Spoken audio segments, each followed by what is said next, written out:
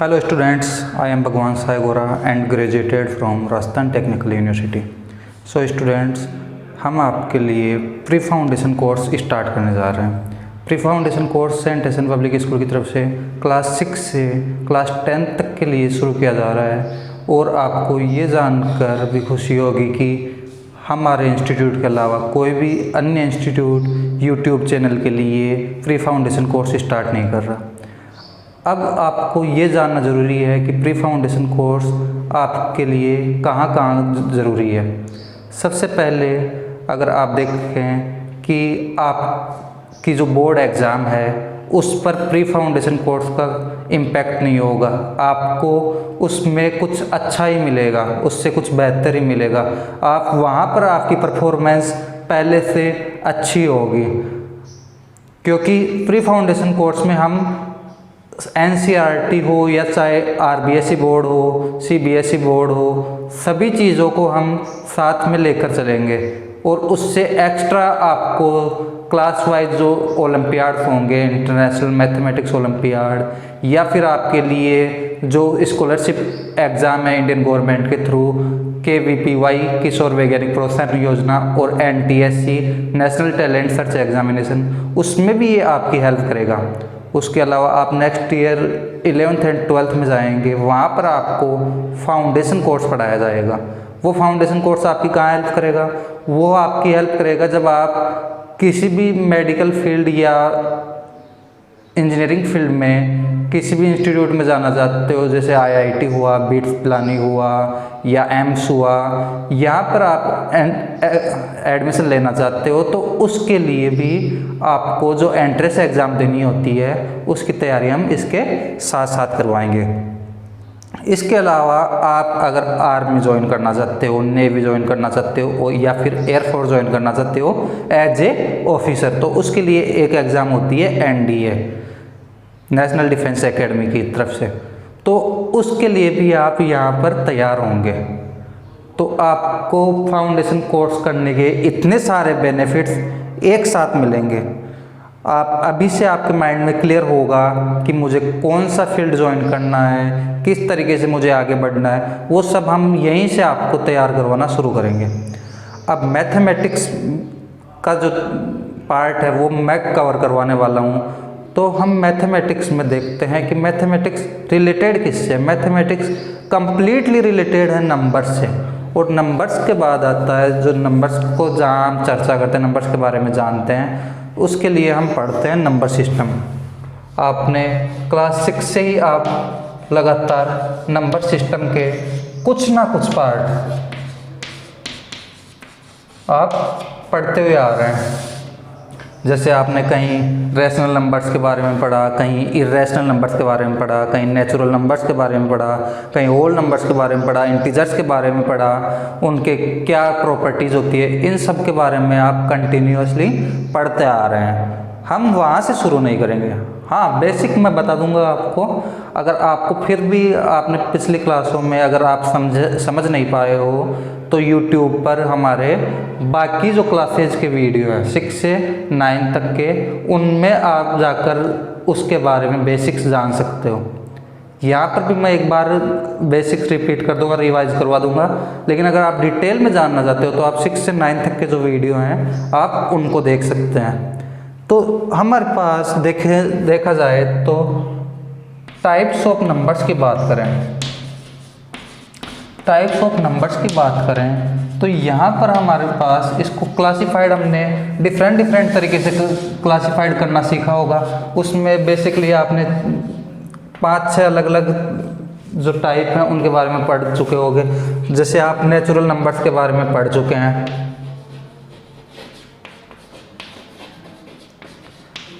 आप उसमें whole numbers के बारे में पढ़ चुके हैं, आप इंटीजर्स के बारे में पढ़ चुके हैं, रैशनल नंबर्स के बारे में पढ़ चुके हैं,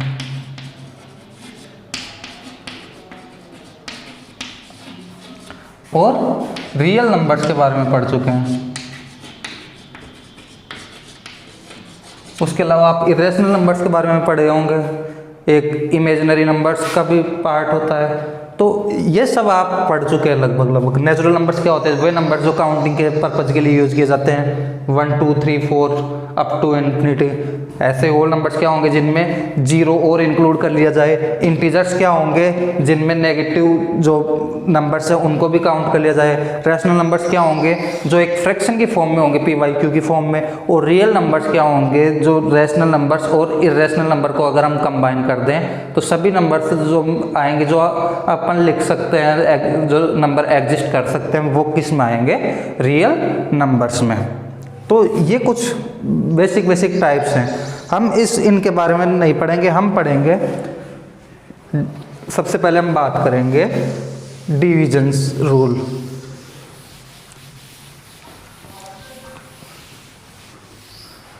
तो अब छोटी क्लासों से, क्लास 3 या 4 से आप डिवीजन करना सीख रहे हो, डिवाइड करते हो ना नंबर्स को।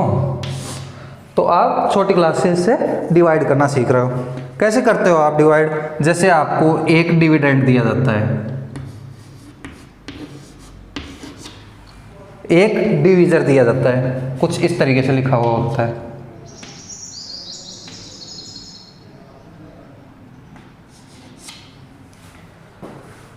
ठीक है, कुछ इस तरीके से आपको लिखा हुआ मिलता है, या फिर आपको इस तरीके से लिखा हुआ मिल जाए, या आपको इस तरीके से लिखा हुआ मिल जाए।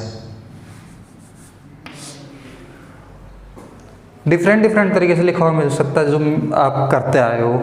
इस तरीके से लिखा हुआ भी मिल सकता है। यहाँ पर हमें करना क्या है? डिवाइड करना है। तो हम क्या करेंगे डिवाइड करने के लिए? 524 को अगर हम 4 से डिवाइड कर रहे हैं तो 4 1 टाइम 4, रिमेनिंग 1, फिर 2, 4 इंटू 3, 4 3 टाइम्स कितना होगा? 12, रिमेनिंग 0, या 4 4 1 टाइम 4। तो अगर यहाँ पर कोई नंबर बच रहा होता फाइनल स्टेप के बाद भी, उसको हम लिखते रिमाइंडर। जैसे यहाँ पर मैं 5 कर देता हूँ, 5, यहाँ पर 5, तो यहाँ पर रिमाइंडर कितना है अपने पास? 1। इसको बोलते हैं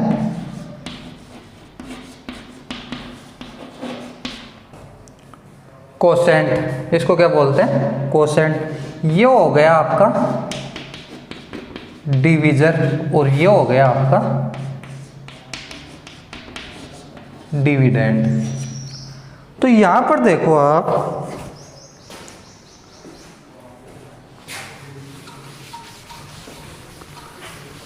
यहां पर जब आप देखोगे तो आपका जो डिविडेंड है वो कैसे फाइंड कर सकते हैं हम? फिर से कि मैं कोसेंट को, कोसेंट कितना है? 131, इसको डिवीजर से मल्टीप्लाई करूं तो कितना होगा? 4 1 time 4, 4 3 time 12, and 4 1 time 4 and 1 5। तो 524 आ गया। और ये 1 है जो रिमाइंडर है, इसको भी इसमें ऐड कर दो तो कितना आ जाएगा? 525। तो यहां पर देखो मैं क्या कर रहा हूं, डिविडेंड को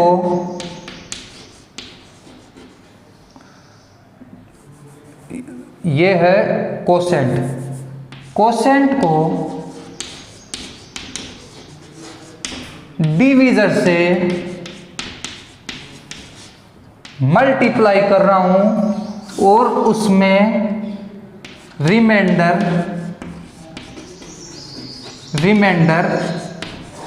ऐड कर रहा हूं, तो मुझे मिल रहा है क्या?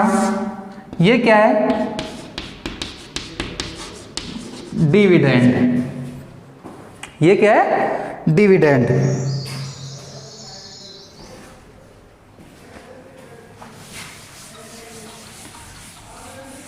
तो यहां से आपको डिविडेंड कैसे मिलता है? Dividend is equal to quotient into divisor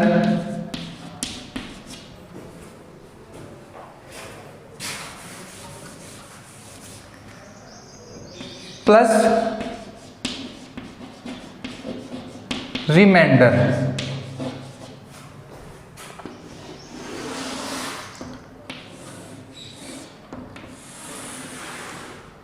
ये जो लिखा हुआ है dividend is equal to quotient into divisor plus remainder, इसको बोलते हैं हम डिवीजन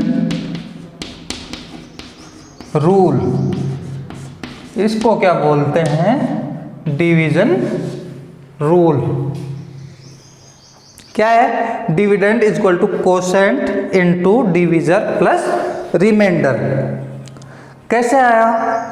या यहां से पता चल गया आपको कि कोसेंट को डिविजर से मल्टीप्लाई कर रहा है और उसमें रिमाइंडर ऐड कर रहा है, तो उससे क्या मिल रहा है अपने को? डिविडेंड। अगर फिर भी किसी को डाउट हो तो एक बार वीडियो को रिवर्स करो और फिर से ये चीज देखो। तो यहां से अपने को मिल रहा है डिवीजन रूल में dividend is equal to quotient into divisor plus remainder. एक बार इसको नोट कर लीजिए।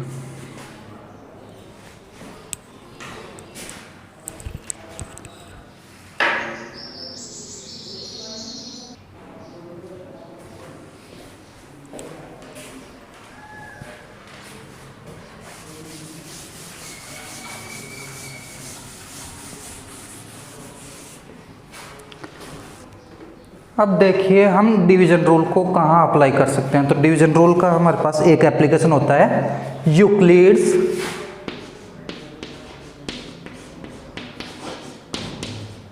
Division lemma.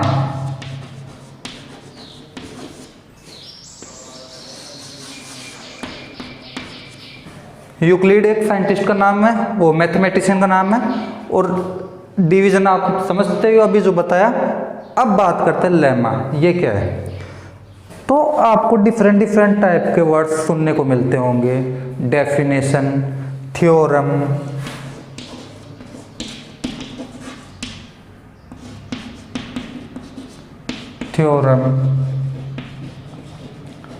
लेमा, इसके अलावा पोस्टुलेट्स, पैराडॉक्स। तो ये डिफरेंट टाइप की चीज़ें, डिफरेंट टाइप के वर्ड आपको देखने को मिलते हैं। तो इनमें बस कुछ कंडीशन का डिफरेंस होता है, बाकी ये एक ही तरीके से चीज़ें काम करती हैं।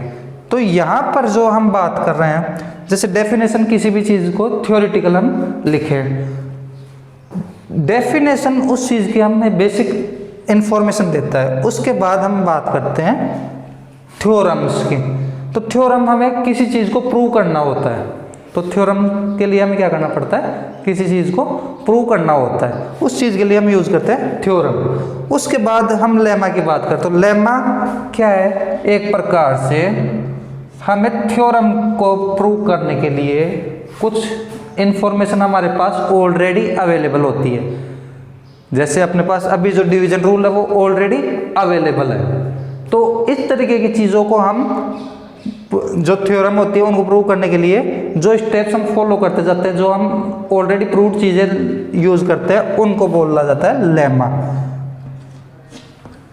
पोस्टुलेट्स केवल किसी चीज़ को हम इमेजिन करके बोले कि ऐसा हुआ होगा या ऐसा हो सकता है, तो उस चीज़ के लिए पोस्टुलेट्स वर्ड यूज किया जाता है। पैराडॉक्स, आप डिफरेंट लॉजिक लगाकर किसी चीज़ को रिजल्ट तक पहुंचने की कोशिश करते हैं, और वो होते हैं पैराडॉक्स। तो यहाँ पर हम बात करेंगे लेमा की, यूक्लिड्स डिवीजन लेमा। तो यूक्लिड ने जो डिवीजन रूल है उसी के ऊपर बेस्ड एक जो थ्योरम दी, उसी को क्या बोलते हैं? Euclid's division lemma. क्या बताया उसने? कि जैसे आपके पास कोई भी नंबर है तो आप उसको किसी अन्य नंबर के, आपके पास कोई भी दो गिवन नंबर है, जैसे एक नंबर है x एंड दूसरा नंबर है y,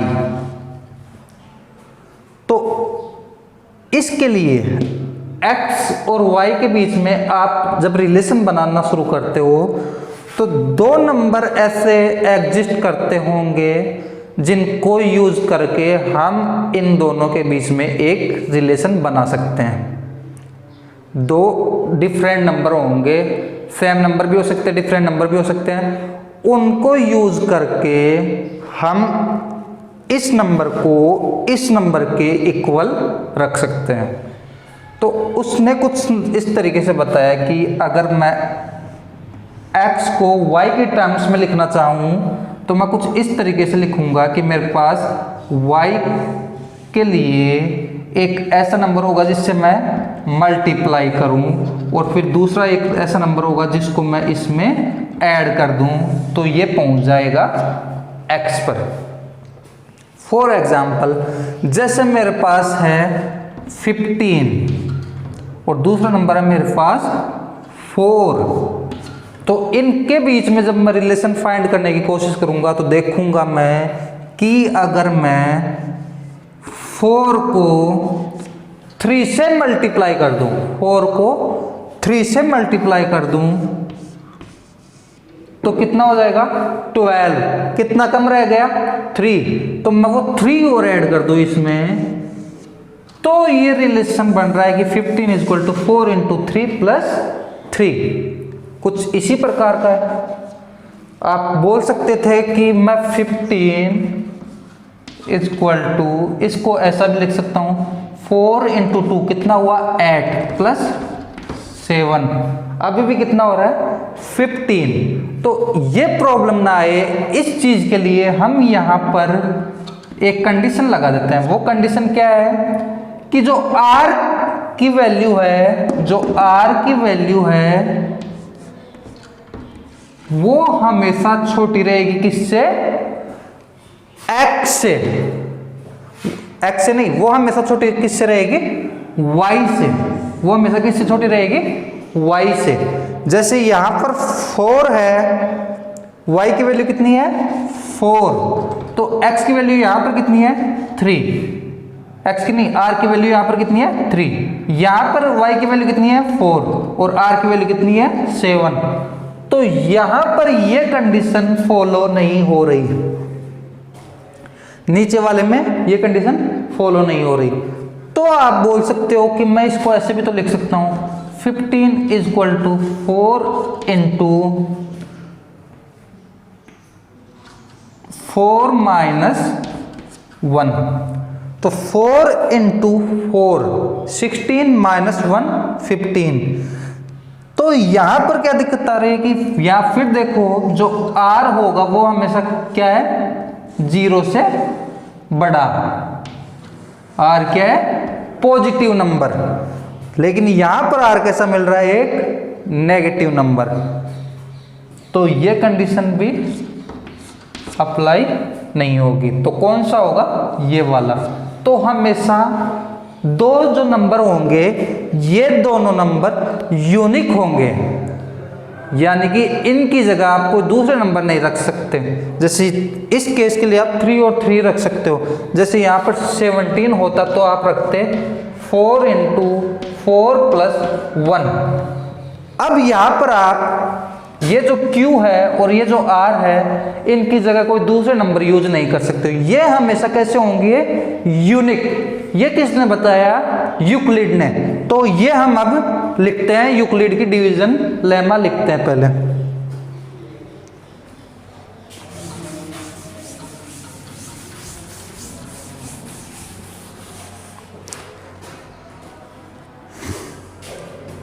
for any two positive integers, कौन कौन सी यूज में लिया हमने x and y, there exist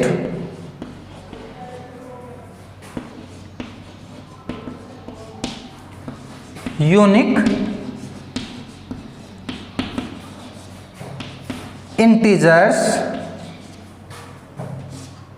Q and R satisfying X is equal to Y into Q plus R, where 0 greater than R less than Y। इसके अलावा आप क्या देख सकते हो कि यहां पर क्या लिखा हुआ है, इंटीजर्स Q एंड R दोनों क्या होने चाहिए, इंटीजर। तो फिर आपको ये देखने को मिलेगा कि यहां पर तो मैं ऐड ही करना है मेरे को, और यहां पर भी इंटीजर से मल्टीप्लाई करना है। तो इसका मतलब जो x वाला जो नंबर होगा वो हमेशा क्या होना चाहिए, y से बड़ा। तो आप चाहो तो लिख सकते हो, वरना कोई जरूरत भी नहीं है, x ग्रेटर देन y। इस केस में क्या होगा, x ग्रेटर देन y। इसको आप नोट कर लीजिए। तो अब हम बात करते हैं कि हम यूक्लिड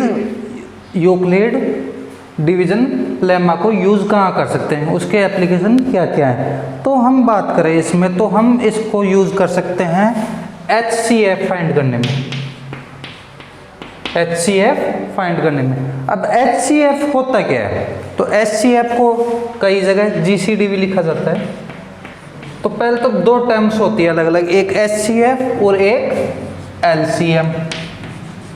दोनों में डिफरेंस क्या है, HCF को बोला जाता है हाईएस्ट कॉमन फैक्टर। HCF को क्या बोला जाता है, हाईएस्ट कॉमन फैक्टर। और जो GCD लिखा हुआ है उसके लिए लिख सकते हैं ग्रेटेस्ट कॉमन डिवीजन। अब बात करें LCM। LCM को क्या बोलते हैं, least common multiplier, least common multiplier.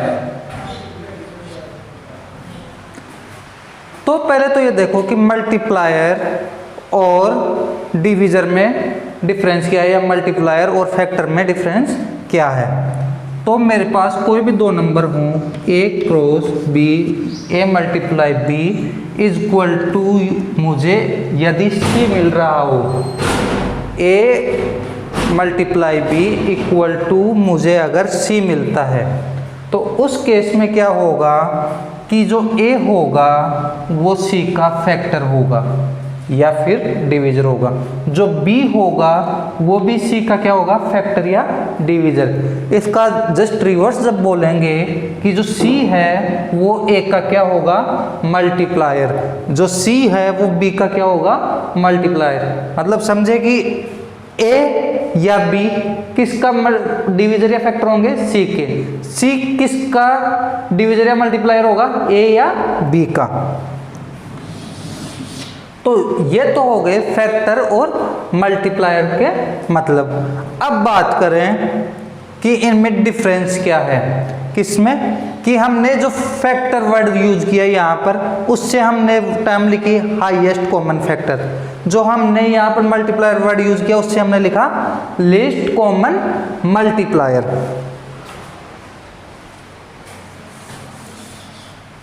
तो जब आप कोई भी आपको दो डिफरेंट नंबर दिए हुए हों, उन पर आप ये देखना चाहते हो कि ये दोनों नंबर किस से डिवाइड हो रहे हैं, ये दोनों नंबर किस नंबर से डिवाइड हो रहे हैं, उस केस में तो आप देख रहे हो उसके फैक्टर। और इन दोनों नंबर से कौन सा ऐसा नंबर है जो डिवाइड हो सकता है, उस टाइम आप क्या देखोगे कि मल्टीप्लायर, यानी कि कौन सा ऐसा नंबर है जो इन दोनों नंबर से डिवाइड हो सकता है, तब आप किसकी बात कर रहे हो, मल्टीप्लायर की। क्योंकि a cross b equal to C, C किससे, a से और b से, दोनों से क्या हो रहा है, डिवाइड हो रहा है। इसका मतलब c क्या है, मल्टीप्लायर। तो उस केस में आप किसकी बात कर रहे हो, मल्टीप्लायर की। तो जब आप दो नंबर की बात कर रहे हो कि ये दोनों नंबर से कौन सा ऐसा नंबर है जो इन दोनों से डिवाइड हो सकता है और वो कम से कम यानी छोटे से छोटा नंबर हो, लीस्ट नंबर हो, तो उसको बोलेंगे लीस्ट कॉमन मल्टीप्लायर। उसको क्या बोलेंगे, लीस्ट कॉमन मल्टीप्लायर। और अगर कोई नंबर हमें ऐसा देखना है जिससे ये दोनों नंबर जैसे a एंड b, ये दोनों नंबर किसी ऐसे नंबर से डिवाइड हो जो सेम हो दोनों के लिए, यानी कि दोनों नंबर को हमें किसी नंबर से डिवाइड करना है और वो ऐसे नंबर से डिवाइड होना चाहिए जो हाईएस्ट नंबर हो। कैसा हो, हाईएस्ट नंबर हो, बड़े से बड़ा नंबर हो, जिससे ये दोनों नंबर डिवाइड हो रहे हो, तो उसको बोलेंगे हाईएस्ट कॉमन फैक्टर या greatest common division. For example, जैसे मेरे पास नंबर है कोई 8 एंड 12, तो 8 के फैक्टर क्या क्या होंगे, 2 इंटू 2 इंटू 2 एंड 12 के 2 इंटू 2 इंटू 3। तो यहां पर आप देखोगे कि आपको कॉमन फैक्टर कौन कौन से नजर आ रहे हैं, तो 2 इंटू 2, यही फैक्टर मुझे यहाँ पर कॉमन नजर आ रहा है। इनको जब मल्टीप्लाई करता हूँ तो मुझे रिजल्ट मिलता है 4। 4 ऐसा नंबर है जिससे 8 भी डिवाइड हो सकता है और 12 भी डिवाइड हो सकता है। 4 से बड़ा कोई नंबर नहीं होगा जिससे 8 भी डिवाइड हो और 12 भी डिवाइड हो। छोटा हो सकता है लेकिन 4 से बड़ा कोई नंबर नहीं होगा जिससे 8 भी डिवाइड हो और 12 भी डिवाइड हो। तो यहाँ पर जो 4 है वो इन दोनों का क्या हो गया, HCF। इन दोनों का क्या हो गया, HCF। अब बात करें LCM की, तो LCM फाइंड करने का आपने छोटी क्लास में जो मेथड देखा है वो क्या है कि 2 इंटू 2, जो कॉमन फैक्टर है उनको लिखने के बाद जो रिमेनिंग फैक्टर हैं उनको लिख दो। यहां से कितना मिल रहा है, 2 इंटू 2 4, 4 इंटू 2 8, 8 इंटू 3 24। तो 24 से छोटा कोई ऐसा नंबर नहीं होगा जो इन दोनों से डिवाइड हो। 24 से छोटा कोई ऐसा नंबर नहीं होगा जो इन दोनों से डिवाइड हो, इसलिए जो 24 है वो इसका क्या हो गया, LCM, और ये क्या हुआ था, HCF। तो ये आप नोट कर सकते हैं।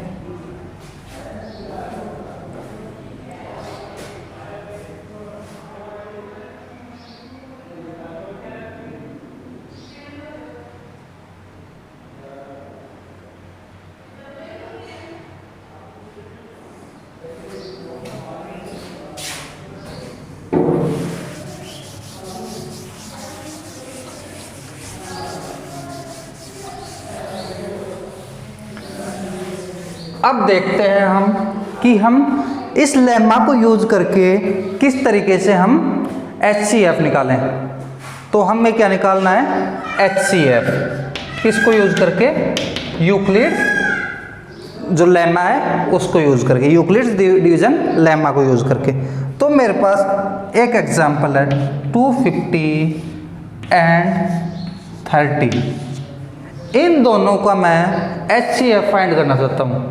तो HCF फाइंड करने के लिए जो डिवीजन लेमा पढ़ी हमने उसमें क्या लिखा हुआ है कि पहले हम बड़े नंबर को डिविडेंड मानते हैं, बड़े नंबर को डिविडेंड, छोटे नंबर को डिवीजर। एक बार तो आप ऐसा लिख लो। उसके बाद हम करेंगे क्या, कोई ऐसा नंबर देखेंगे जिस नंबर से ये नंबर डिवाइड हो रहा हो, या फिर ऐसा बोल सकते हैं कि उस नंबर को इस नंबर से मल्टीप्लाई करें तो इसके नियर पहुंच रहा हो, इसके नियर तक पहुंच रहा हो। तो ऐसा कौन सा नंबर है जिसको हम 30 से मल्टीप्लाई करें और वो 250 के काफ़ी क्लोज हो? तो ऐसा नंबर कौन सा होगा? 3 टाइम्स कितना होगा? 30 × 8 टाइम्स कितना होगा? 240। कितना होगा? 240। फिर भी अभी रिमेनिंग बचेगा कुछ, 250 है यहाँ पर, ये कितना हुआ? 240। तो जो रिमेनिंग है उसको यहाँ पर लिख दे। तो रिमाइंडर कितना आ गया अपने पास? 10। अब ये हो गई फर्स्ट स्टेप। फर्स्ट स्टेप हमेशा सिमिलर रहेगी। फर्स्ट स्टेप हमेशा जो आपने डिवीजन जो लेमा पढ़ा है उसी के अकॉर्डिंग हम लिख देंगे। उसके बाद हम जाएंगे नेक्स्ट स्टेप में। नेक्स्ट स्टेप के लिए क्या करेंगे हम? नेक्स्ट स्टेप के लिए हम जाएंगे जो डिवीजर है, जो लास्ट स्टेप का जो डिवीजर है उसको लिखेंगे यहाँ पर। डिवीजर कौन सी स्टेप का? लास्ट स्टेप का। यानी कि यहाँ पर जो स्टेप लिखने वाले हैं इससे पिछली स्टेप का जो डिवीजर होगा उसको लिखेंगे यहाँ पर। 30 इक्वल टू जो रिमाइंडर है, जो रिमाइंडर है लास्ट स्टेप का,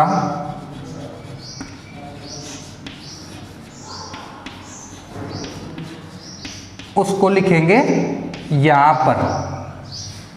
जो रिमाइंडर है लास्ट स्टेप का उसको लिखेंगे यहाँ पर। अब ये क्या बन गया? जो लास्ट स्टेप का जो डिवीजर है वो क्या बन जाएगा? डिविडेंड। वो क्या बनेगा? डिविडेंड। और जो रिमाइंडर है वो क्या बन जाएगा? डिवीजन। अब फिर आप डिवीजन जो लेमा है वो यूज करोगे तो यहाँ पर 10 × 3 टाइम्स कितना होगा? 30। तो यहाँ पर भी 30 लिखा हुआ है तो रिमेनिंग कितना होगा? 0। तो यहाँ पर रिमाइंडर कितना आ गया? 0।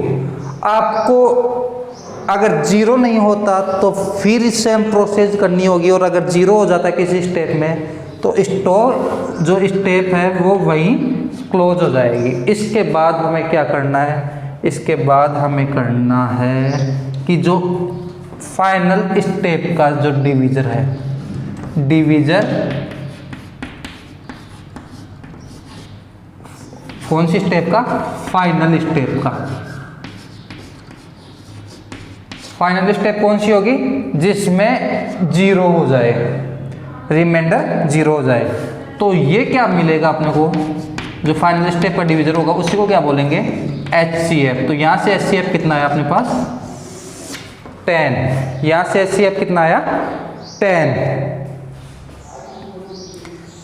एक एग्जांपल और देखते हैं।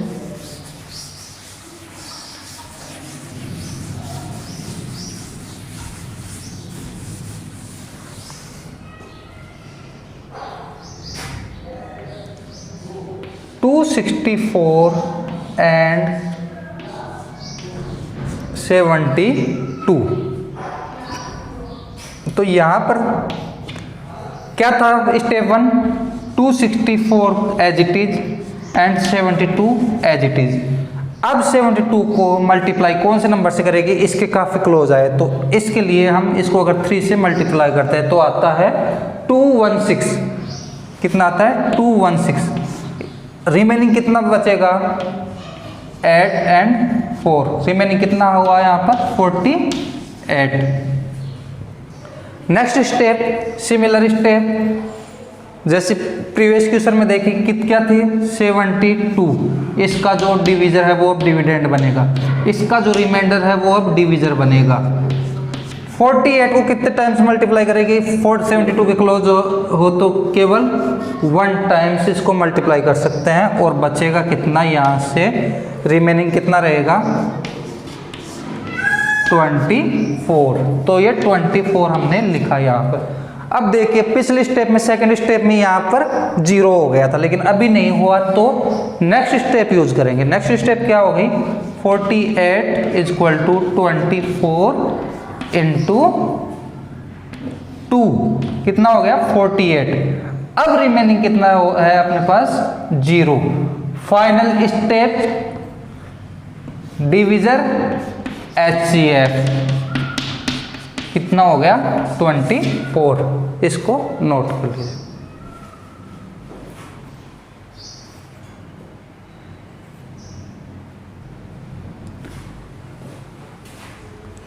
तो इस तरीके से ये हो गया हमारा आज का इसका नंबर सिस्टम का पार्ट 1।